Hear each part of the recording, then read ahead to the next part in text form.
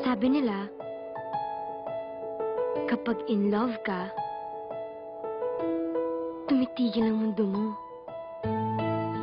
Bumibilis ang tibok ng puso mo. At... Tabi!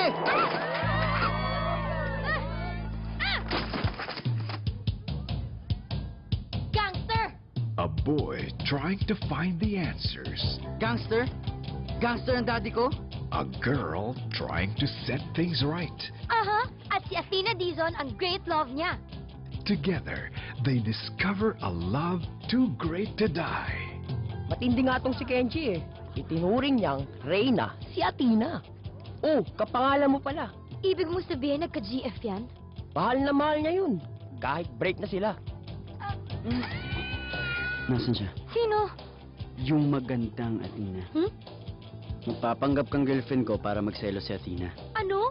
Athena, sige na. Sagutin mo na si Kenji. No, no, no, no. Say yes or die. Wag! Pa, si Kenji po. Boyfriend ko. Oh, Athena! Babes, turuan kita magsargo.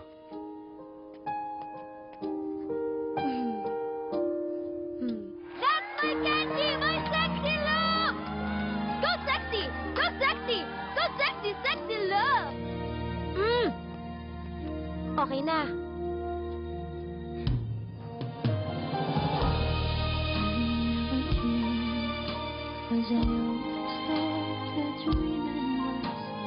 So ano ba talagang nangyari sa kanila? Ang love story daw nila ay isang malaking kaso ng bad timing. Gusto ko na itigil to kasi nagiging totoo na. Totoong ano? Totoong nagugustuhan na kita. On its 20th year, Star Cinema proudly presents a Kathy Garcia Molina film starring Daniel Padilla and Catherine Bernardo in a story about one great love that will stand the test of time.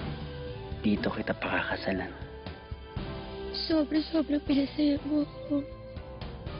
Di ko ito makakalimutan habang buhay. She's Dating the Gangster. July 16 in cinemas nationwide.